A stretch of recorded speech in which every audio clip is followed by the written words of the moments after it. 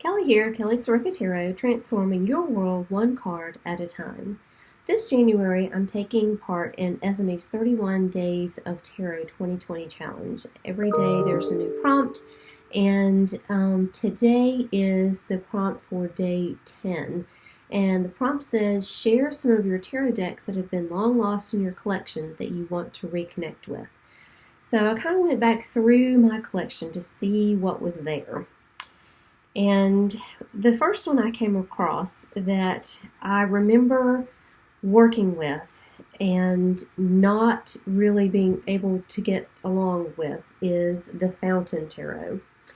And this deck is kind of a minimalist deck. It is a very modern deck, which is not something that I go for a lot. And I think, and I really liked it. I thought that it was a very pretty deck, and I'm trying to find a place here where you can see it, and it's not,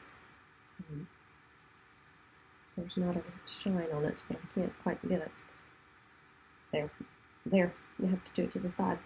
So the Fountain Tarot, and it is, but it's beautiful. I mean, it's a beautiful deck. It's edged in this silver, and it is just a beautiful deck. And so I really wanted to like it, and I really just didn't get a lot out of it when I used it for reading. So I think this is one of the decks that I'd really like to go back to and reconnect with and use it again in some readings, and maybe not even use it readings, just maybe study with it for a while, maybe use it as a daily draw deck, and just see how I can connect with it more, because it is just a gorgeous deck, and I like the look of it, but for some reason I just didn't connect with it in readings, and so I think that's one that I really want to work with more. Now this deck is the, I think it's the Modern Spellcaster's deck, or the Spellcaster's deck. And this deck I really like.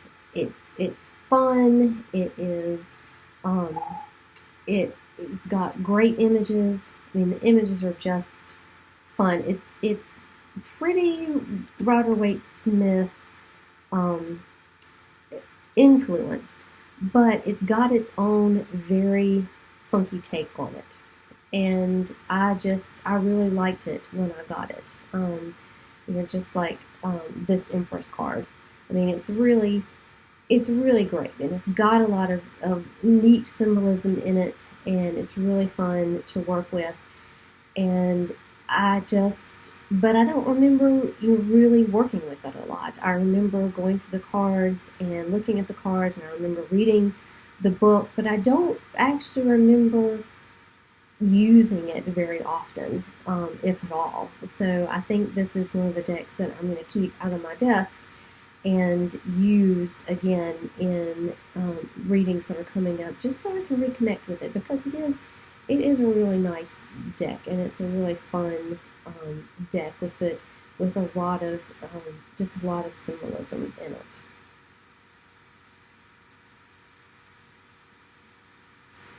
And this last deck is one that I think I've had it very long, but again, it was one of those decks that I read the book and used it a couple of times, and then probably got a new deck, and this one just kind of went by the wayside. And this one, again, is very white, and so it's very hard to see. But it's the ember-and-aura-tarot, and this was an independent deck. And it's got gorgeous colors. The colors in the deck are just gorgeous. The images are kind of simplistic, but there's still a lot to the images on each card, and the cards are larger, so you get the images, I think, really fit this card, this size of the card, because you can really get a lot of the image in this larger card. I love it's got purples and pinks in it, and I think it's just a gorgeous deck. And Again, I know I remember getting it, I remember looking at it and oohing and eyeing over it, but I don't remember using it that often. So it's definitely one that I want to use again and reconnect with. So those are my 3 decks that I'm going to keep out on my desk and make sure that I use coming up this year and reconnect with them more.